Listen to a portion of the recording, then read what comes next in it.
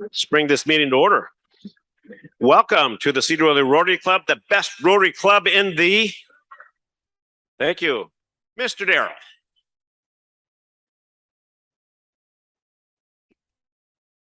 Our Father in heaven, we approach thee this day and with grateful hearts for the many blessings that are ours, particularly this community in which we live in, and for this country which has allowed us the freedoms to assemble together to enjoy activities and to participate in service activities and other things that help us to become a stronger and better community. Thank thee also for the food today and pray that thou bless it to our bodies and do so in the name of thy Son. Amen. Amen. Pledge of allegiance. I pledge allegiance to the flag of the United States of America and to the republic for which it stands, one nation under God, indivisible, liberty and justice for all. The four-way test: is it the truth? Is it fair to all concerned?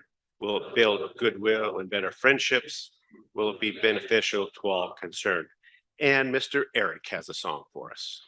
All right, so there's several birthdays this month for Rotarians. There's Keith Sorsted, Roger Anderson, Bill McCann on the 20th, Stephen Dahl, and Wayne Barrett. But not to be outdone, there's a special birthday today.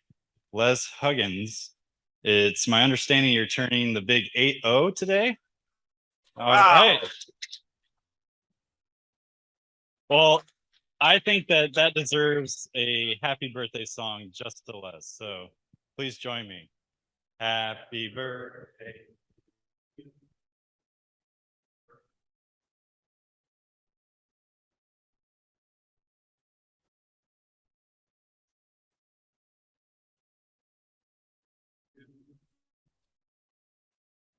And many more. Happy birthday, Les. Nice. Do we have any visiting Rotarians or guests today? Okay. Miss Yulia. We have anniversaries today. We certainly do. So third Thursday of the month, we're welcoming all our anniversary couples to bring their spouses to this special meeting so we can celebrate anniversaries together. And we wish you wonderful, wonderful, wonderful years to come. This month, we have a few Rotarians who are celebrating their birthday. I'm picking up on that, Eric, right? Their anniversaries, and they are out of state celebrating. We wish them a very happy celebration of their anniversary. We do have one representative of a couple here, and that is Neil and Mar. Would you please say a few words? Well, Marcia couldn't make it today, but I'll give this to her. She'll be real happy. We've been married 24 years. I guess some of the stories are that we, Herb Nelson and Sue Nelson set me up to get a haircut from Marcia when at the beauty shop, and that was it. Another story that I just thinking about too was that she got me started in bicycling, and we did a lot of bicycling for years until she had her stroke. The first time out, I think we'd been dating probably about a month, and she gave me a bicycle to use, gave me the shoes and outfit, and we climbed a bunch of hills, and I was exhausted.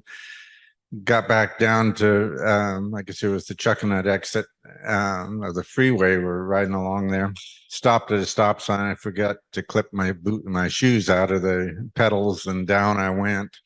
Ripped the pants and popped the tire, and I had to walk all the way into the finish line. So that's how she got me started with the bicycles. Thank you so much. 24 years. Wonderful. Happy anniversary. Yulia, thank you very much. We appreciate what you do for us every month. Okay, a little bit about the budget. The board met Tuesday night, and we had those 13 different items that we project proposals that we had prioritized here. We're waiting for some budget numbers to come back in, or for some of the bigger items, but the board did approve to allocate 15,000 for the riverfront restrooms down there to get them in shape, and $3,001, thanks to board member Van Loo, to support the hanging basket in the city. So those are the two things that we approved for Tuesday night. We're looking at more information for pickleball and Waterfront Park. We hear that there's going to be some grant monies coming in for that. And we're waiting for more information to come in from the Gates Learning Center around budget, as well as the Janicki restroom. So we'll bring that up to speed again once we get a little more information, but we're beginning to make some checks off that budget list. Questions, comments, concerns? Okay. Golf tonight. I think they're going to start setting up about 3:30. You want to talk a little bit about who's the golf pro around here? Well, it's supposed to be Nick, but Nick in typical Oh fashion yeah, Nick's not here, so we'll have is to find him MIA, next time. but I am on the His committee. Secretary Jeannie is setting up for Nick. I That's just right. want to make sure we get that So in the give record. Jeannie a big thank you when you see her tonight. Setup will be about 3:30 if you want to come help with that, though. I think she has that handled, and you can just come and trickle in as you're available from about 4 on. And I think at 6:30 is when we're going to be having the social. So, or thereabouts when everybody's wrapping up. So come out, have some fun, play some golf, and enjoy some fellowship. Cheryl is catering for us. I think chicken, mac and cheese. What else do we have? Mark, Nilsson. Ribs, beans, all good stuff. And Cheryl's cooking, so we know it's going to be great. All right, so thanks for that. We'll see you. And if you're not a golfer, come on out and socialize with us. There's always lots of food, drink at Overlook Golf down at Big Lake. Mount Vernon Rotary Auction. So last week we talked a little bit about their remembrance to Pat Grenfell, and they asked us for a basket. The board brought it to the board for discussion Tuesday night. Their request was $100. We're going to offer $300. We thought Pat deserves at least that much from us. She is such a great friend to us. So Joe Allen Kesty, who I emailed last night, who I hear through the grapevine that she is the best basket creator, has agreed to put the basket together for us. So if you see Joe Allen, tell her thank you. And then again, Anacortes Centennial Celebration, that is February 23rd. They have offered us 10 seats. So if you're interested to attend their Centennial Celebration, let me know and we'll put together a group to go out there in February. The Rotary auction for Mount Vernon is November 18th. So if you want more information for that, let me know. Any other club business? Okay, I think we have a raffle today. Daryl? We do.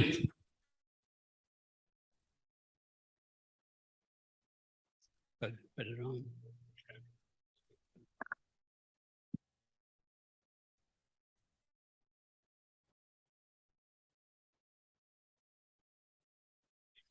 First number is number 7.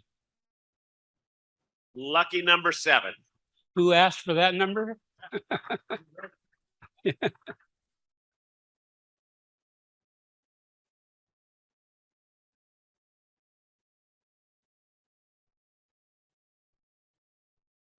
And number 18. Look at that, all in the family. Clean sweep. Pardon? It's a clean sweep for Johnson, sir. You should have. It's not too Did it late. go one more. 46. And number 46. 46. Teak.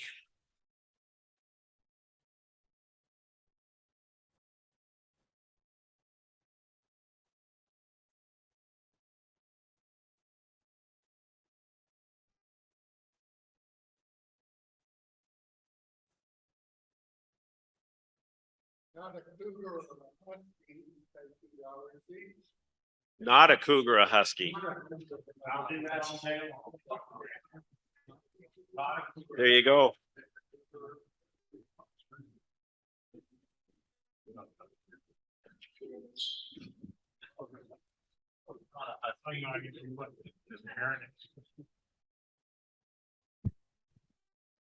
Okay, you're on.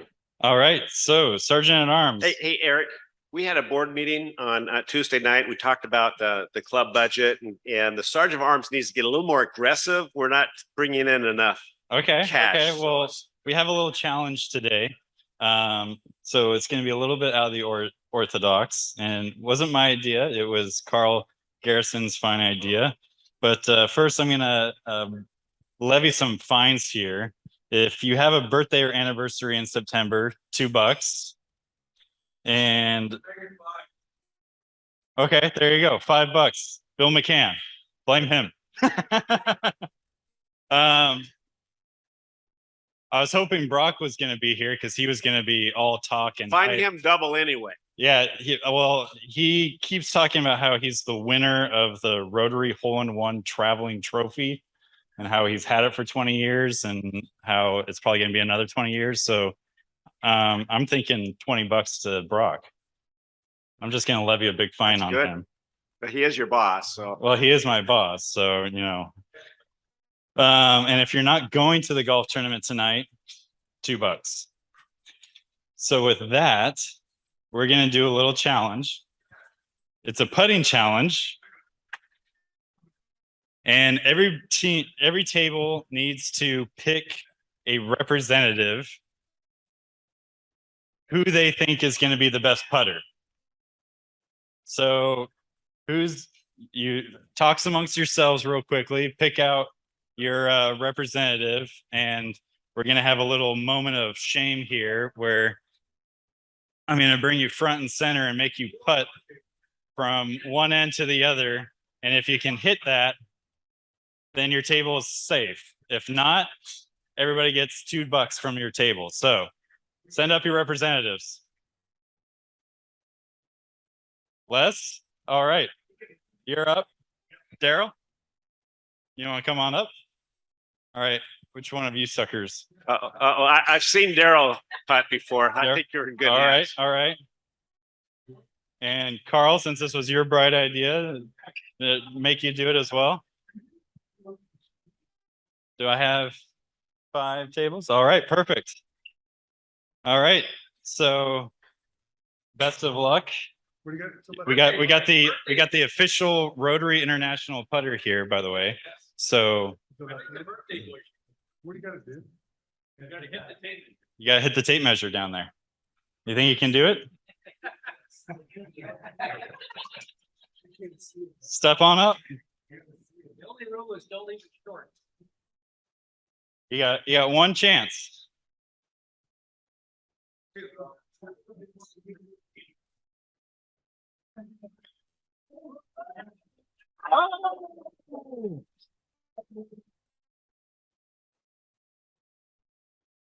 What a pro. What a pro.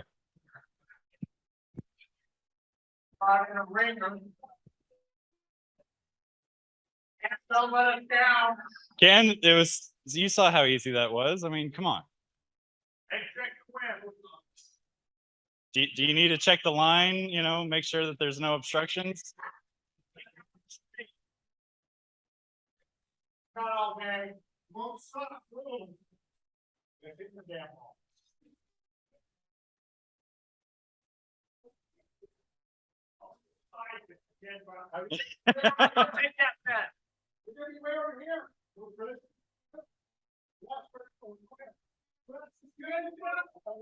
Oh, you disappoint me, Ken.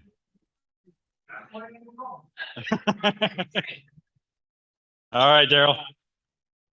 Show us how it's done.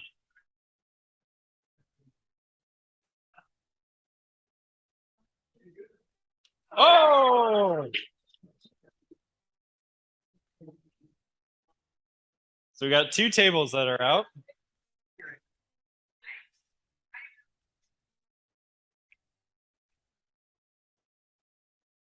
Carl, were you practicing all day in the office? Yeah. This was his idea.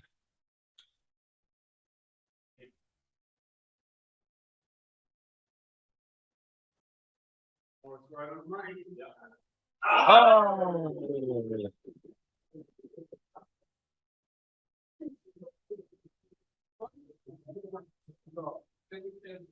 All right. Last but not least, no pressure. You know you can do it. You know you can do it.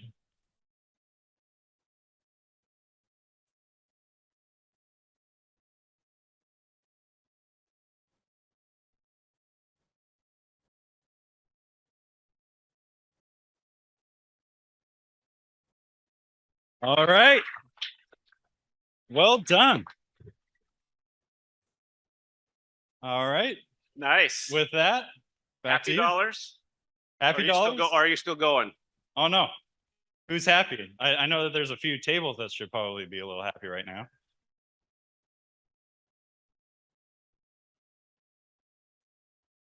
I have 10 happy dollars because my son is going to homecoming with Frank's daughter, Emmy, and she is adorable. And I love her. And I'm so excited to see him go to the dance again. They went when they were freshmen, and it's so cute that they're going again as seniors.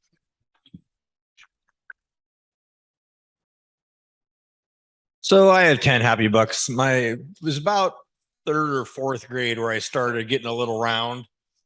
And my son William's now in fourth grade and really likes video games. And I'm trying to tell him that he doesn't have the genes for being a video game player. So it's really exciting because this weekend he has his first swim team meet. So I'm really happy that he found something to do that's going to hopefully combat the hours he spends in front of a screen. I got a happy $10 this last week. I got fired. Board of directors put Chris in as president of the company now. So I'm titleless other than owner. I'm not retired, but she's president now.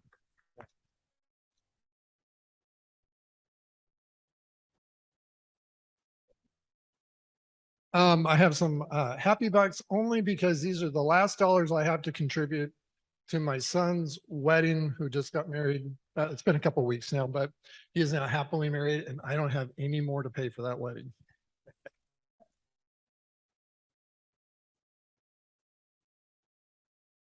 Hey, happy $10 that the slide on Highway 20 is supposedly cleared by noon today. We're going over to Manson to our daughter-in-law's 30th birthday party tomorrow, and I had envisions of going all the way on I-90. So I'm pretty happy, and that is great saving all that diesel money. So before I get to the next happy buck, a distinguished gentleman just walked in that doesn't know that he's been fined $20 for 20 years of the hole-in-one. So congratulations on that. No. You're not going to find me $20 without saying something here now. So so for some reason, 20 years ago, whoever was organizing the golf tournament decided to make a hole-in-one trophy a traveling trophy, right? So it's got my name on it. It's got 10 other plaques ready to be put on here. So I want to get rid of this trophy for a while, let somebody else enjoy it for a while, all right? So anyway, there you go. And it's worth $20 because I'm the only one on the trophy. And it's all about him. Well, congratulations, Brock. I also want to congratulate you too, Chris. That's awesome. New president of Rothenbuehler. So tomorrow is the celebration. The pandemic hit before we were able to celebrate the 35th anniversary of the senior center. So it's been delayed 2 years. So we're celebrating the 37th. And I don't know if you're aware of it or not, but with the senior center, along with like the library, the city has a partnership with different groups. So for example, it's the district library We own the building. They run the operation. With the senior center, we own the building. We do have a contract with them where we do help pay, but the county pretty much does that. But it's been a wonderful program, and they're going to be celebrating 37 years. It's absolutely amazing. Ellen has done a great job these last 25 years. It's from 3 to 5. All that to say it's from 3 to 5. And I hope you'll come and support her and support the program. Thank you. Tomorrow from 3 to 5.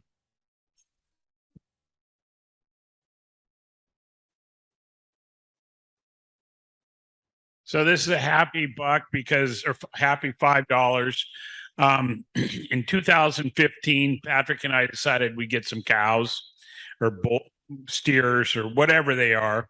And we couldn't keep them in the fence. Didn't matter what we built. They went out and tore up everything. And so I swore, and I told John this, you cannot have steers. There's no fence ever that will hold them in, and it's not a good idea. Well, John and his kids decided they'd get some steers. Oh, John. Okay, John's kids decided to get some steers, put them up at John's house. They tore down the fence. The cops were calling every Janicky they knew, trying to find somebody to help catch these cows or steers or bulls or whatever they are. But John corralled them. And so he's now a proud owner of steers, and he didn't even want to have them. So thank you for John. I'm not in that industry anymore.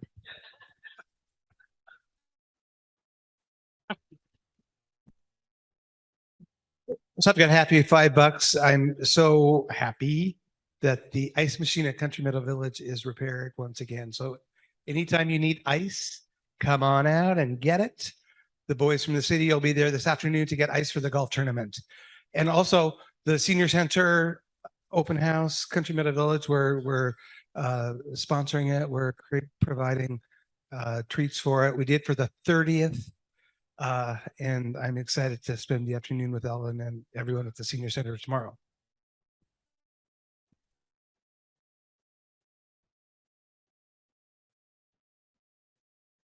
I have a happy 10 here. Sorry I was late. We were busy in court until just a little bit ago, but I did want to have a happy dollar for Dr. Martin and his lovely wife, Ann. Treated Brian and his wife, Vange, and me and my wife, and Morris Nielsen and Cheryl to a beautiful trip on his tugboat through Anacortes and around Guimas Island and up to, what was the little Vendovi Island? How many people have been to Vendovi Island? A few people here. So anyway, it was a great trip. Left at around noon and got back about 5:15 or so, but beautiful day last Sunday. So thanks, T. It was a Rotary auction item. So if it's on again, go for it.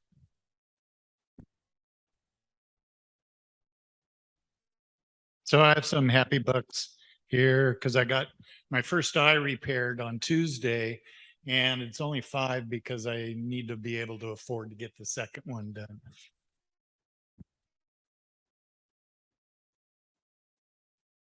Clarification on the cow thing. I had nothing to do with it. It was my kid's idea. We were missing them yesterday morning. We live in Clear Lake on top of the hill over there. We found them in Gunderson over there on the other side. I don't know where they, someone called it in. So luckily they're up in Hamilton. They'll be fine. I got a bunch of happy bucks here. Katie and I are going to Europe for 3 weeks. I'm going to miss you, Rotarians. I love you, but I got something else to do for a few weeks. So I'll see you later. Nice. Anybody else happy? I think we did a good job. We did a great job. The board will be happy.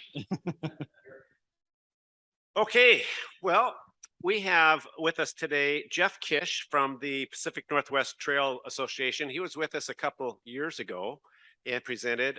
He's got a lot to talk about today with trails and what's going on with fire and smoke and up and down the highway. So please welcome Jeff to our program.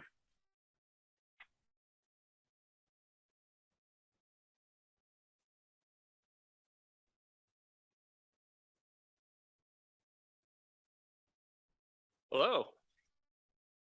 So I'm just going to start with a little bit about me and why I'm here. About 10 years ago, I fell in love with hiking. I'd always liked hiking, but 10 years ago, I really fell in love with it. I got a ride down to the Mexican border in California, and I started walking to Canada. So I was doing a through hike of the Pacific Crest Trail. And 10 years ago, right about this time, I would have been as close to Sedro Woolley as you could get on the PCT. I was halfway through Washington, just up in the mountains outside of here. And I did finish the trail and just changed my life completely to have an experience like that. But there was things I loved about that trail, and there was things that I was still hungry for in that kind of experience. I really wanted to experience adventure and an opportunity to practice self-reliance and to see things as they once were, not just after we got through with them. And you know, in the PCT, I found that it was kind of a really curated experience. And I started to look for that real, true, wild experience that I was hungry for. And I found the Pacific Northwest Trail. So the Pacific Northwest Trail is also a national scenic trail, and it's the one that's closest here to town. So I through hiked that trail in 2014, and that goes from the Continental Divide out to the Pacific Ocean. After that experience, I found out the Forest Service was recruiting for volunteer positions for the Federal Advisory Council that was going to determine the future management of the Pacific Northwest Trail. So I applied, and I did my 2 years with them in that role. And then the job at the Pacific Northwest Trail Association became available, and our office is just right up the street. I walked here today. And having previous small business administration experience, and having hiked the trail, and having the experience being on the advisory council, all those things came together and made me a pretty good fit. And I started working for PNTA in 2016. So that's why I'm here. Let's see if this works. There we go. So for those of you who don't know the PNT, there it is. It's the red line on the map there. Stays pretty close to Canada, almost all the way across. Most people, if you're going to hike it end to end like I did, they start in Montana. And the idea was the trail is like a drop of rain that lands on the Continental Divide and finds its way out to the ocean. So you hike west, and it ends at Cape of Lava, which is the westernmost point of the lower 48 states. So you hike west until you literally can't hike west any further, and that's your finish. Really beautiful out in the Olympic coast there. The trail was first envisioned in 1970. It took most of the decade to start cobbling together a preliminary route so people could start hiking it. And it was first hiked end to end in 1977. 5 people did it that year. It was designated as a National Scenic Trail in 2009. That's the highest level of designation that a trail can get. The first 2 that were designated in 1968 were the Pacific Crest Trail and the Appalachian Trail. And the Pacific Northwest Trail is the newest. There still hasn't been one designated since. So that's why people have heard about it less, and that's why it's still in the stage of development that it is. It takes a long time to get everybody to work together to make a continuously protected corridor across that large of a landscape. It is 1,250 miles, just about. Changes a little bit every year as we make improvements. Goes across 3 states. We have 3 national parks, 7 national forests, and numerous state and federal lands. So a big part of the job that we do is get everybody talking together, meeting with private landowners, getting the agencies talking across their jurisdictions to make sure that this thing can be managed appropriately and for the best user experience. There's a couple of pictures of the trail here that I took. That's actually really close by Hannigan Peak. It's enjoyed by millions of people each year. The highest visitation area on the trail would be Deception Pass State Park, where we have millions of people experience a short section of trail at least every year. But only about 100 people these days hike it from end to end in a year. That's grown a bit over the years, but still it's a pretty exclusive club. We look at it as not just a recreation project, but a conservation one as well. The trail corridor is important not only for the experience that it provides to users, but also everything that calls that corridor home, and all the people who have called that corridor home for, since time immemorial. We really respect the history of the land and the people on the landscape. So when we try to protect the trail, we are protecting a recreation experience, but we're protecting everything that makes that experience important. And coming up, we're looking at, slowly working on the land acquisition side to bring more into public ownership and really fully protect it for generations to come. Some more, that's North Cascades National Park. That's over in the Olympics there. So I am here as the executive director of the Pacific Northwest Trail Association. Our organization was founded in 1977. We've been operating continuously ever since. We're the designated nonprofit partner of the Forest Service in the management and the administration of the trail.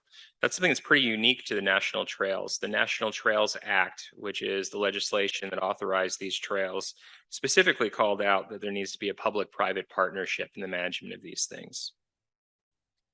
Our work includes our largest program, which we're still operating right now, or starting to close up or slow down for the end of the season. We do trail maintenance and construction, and we do it with a conservation corps model. So we hire youth and young adults from communities all along the length of the trail.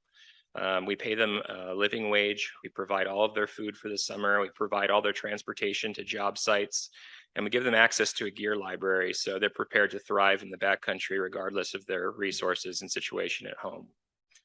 Right now, we have full-time permanent staff of just 5, but we really put every dollar we get into this Youth Conservation Corps program. So right now, we have an extra 60 on the payroll that are, going out there, enjoying some of the most beautiful places in our state and in the region, creating lifelong memories, getting their foot in the door for careers possibly in public land management, and bring some money back to their communities as well. We also do a lot of, we facilitate volunteer experiences. So we have a whole calendar full of volunteer opportunities along the length of the trail. And we bring all the tools and equipment and the experienced crew leaders and everything else. So you don't need to bring anything of your own. We'll get you out there and provide these opportunities to give some service back to the public lands that we all love. There's some pictures of our crews in the field. Lots of smiling faces. We love that. There's one of our crews also working with some volunteers. And when we work in wilderness areas, we're still using old crosscut saws. People love to get an opportunity to get a pull on one of those. It's pretty fun. We also do trail information and user educations. We provide maps for the trail. We are updated every year with new navigation information and interpretive information. We provide a lot of education on our website and through live events so people are prepared to enjoy the trail safely and responsibly. We do a lot of planning and advocacy. So even from the local units nearby, like Mount Baker Snoqualmie National Forest or DNR land, all those planning processes, all the way up to the halls of Congress. I go every February to Washington, D.C. and meet with every congressperson and senator from the states of Washington, Idaho, and Montana to talk about our trail and to talk about upcoming legislation that's important for public lands management. So we really have our hand in that at all levels, trying to protect this experience and this resource for the communities along the trail and people that come from all over the world to experience it, which has been really cool this year.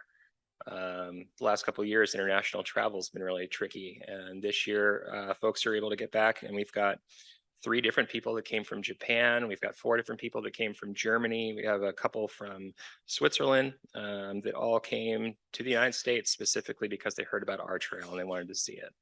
And it's really neat to see those kinds of folks coming here and experiencing what we all have right here in our backyards. And to hear their opinions of what we have. You think about some of these beautiful places in other parts of the world, and those people come here and tell us we got the best. So it's been really, really fun to see that. So we always invite more people to get involved in the work that we do. Our website is PNT, like Pacific Northwest Trail, pnt.org. And I invite all of you to check out the Get Involved tab or the Volunteer tab. There's a lot of ways that you can join our community and get involved in the Pacific Northwest Trail experience here or across the region. And that's all I have, but I'm happy to take questions.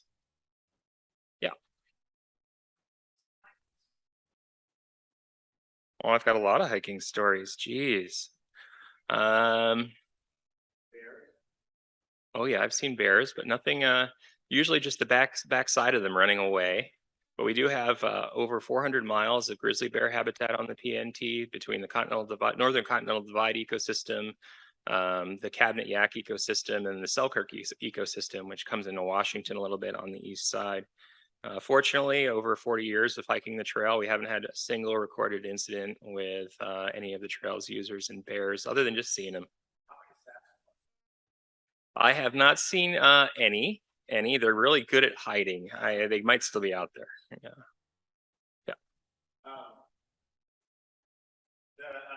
The people that have hiked the whole thing, what are their biggest concerns or complaints or observations that they have? Question number one. Question number two, I've seen there's a lot of people that hike, looks like they're hiking and they come down over there by Padilla Bay. I don't see them all the time, but I see them there like in the early summer, so they could be, are they hiking just portions of it or something? It could be. So I'll start with the first question. The biggest concern right now is that by law, a national scenic trail is supposed to be continuous and non-motorized. There are other types of trail designations for all other kinds of use, but this specific one says continuous and non-motorized. Every trail that's been designated, there's 11 now under that legislation, started out incomplete. And ours is still very incomplete. So when people come from, like I said, all over the world to hike the trail, they see some beautiful roadless sections. Like the longest one we have nearby is the entire Pasayten Wilderness, and that goes through the North Cascades and goes into the Mount Baker Wilderness. And then you have to walk for 7 miles on Highway 542, and then you get back into the good stuff on Mount Baker. And then again, you're walking the roads here, including Highway 20 to get over to Anacortes and quite a bit on the island. So the big concern is, when are we going to fix these sections? And that's something we put a lot of time to in our organization. Unfortunately, the Forest Service has been pretty far behind creating the comprehensive management plan for our trail. It was due 2 years after the trail was designated, so we're about 11 years late. But when that plan's done, and the judge now says it has to be done by the end of next year, so we're pulling for that, we'll have a land acquisition plan, and we'll be able to start moving on that kind of work.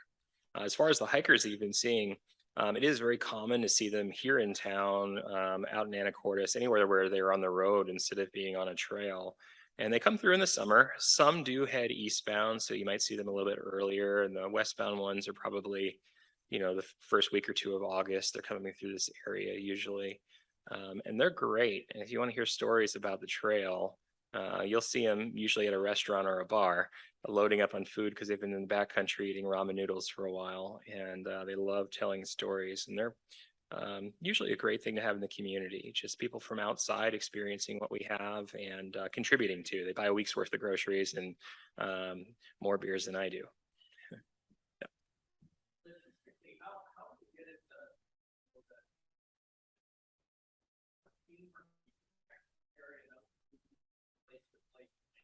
That's how it works. Yeah. So it's, I like to describe it as, it's not a 1,200-mile hike. It's just a series of 5 or 7 day backpacking trips. So the maps will show all the different places that you can resupply, and they're all mostly small communities across the Northwest.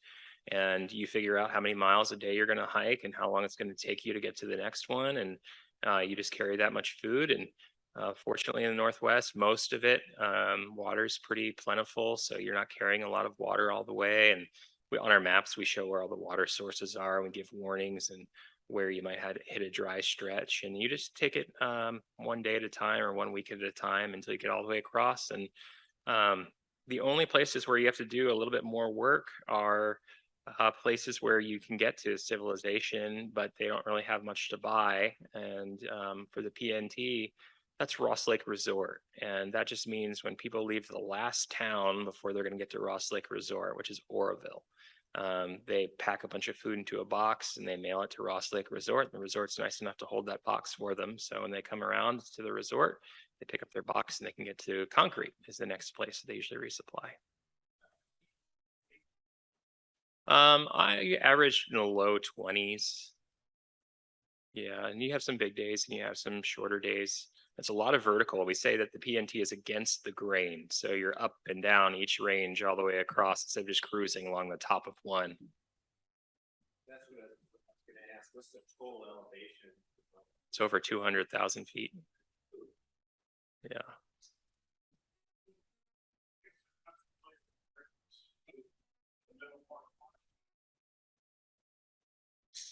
Just north of the reservation, just barely, almost touches it there. So it comes across, and then the town of Republic, it makes a big horseshoe around Republic because that's where the public land is. So the Kettle Crest Trail all the way down, and then it goes across the Sandpoil area and then back up again. Yeah. Yep.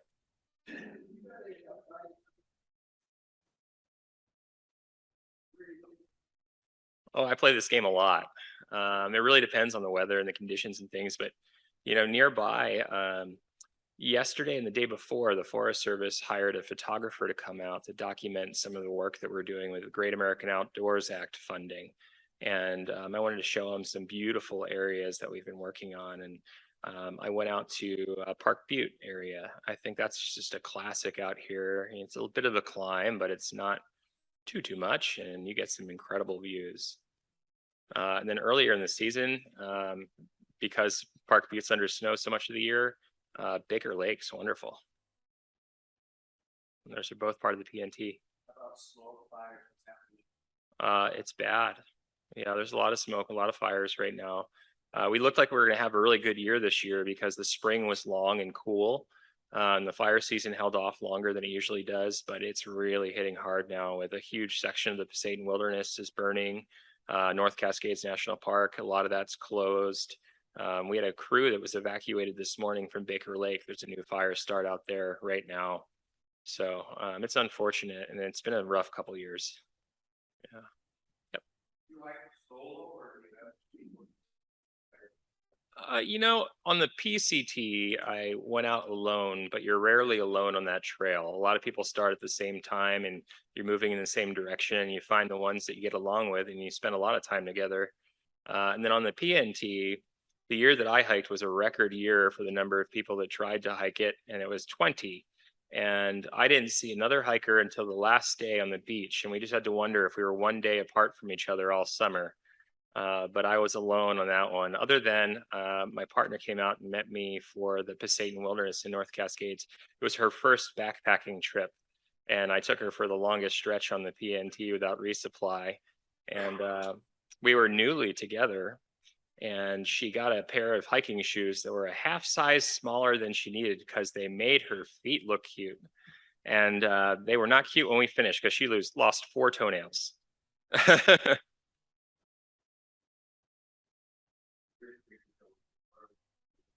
Uh-huh. And the one that I involved with time of year, came across a guy who started in coming to the way.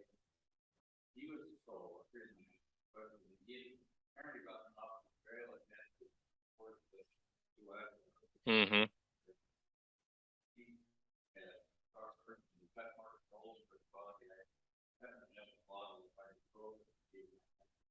Yeah. Yeah.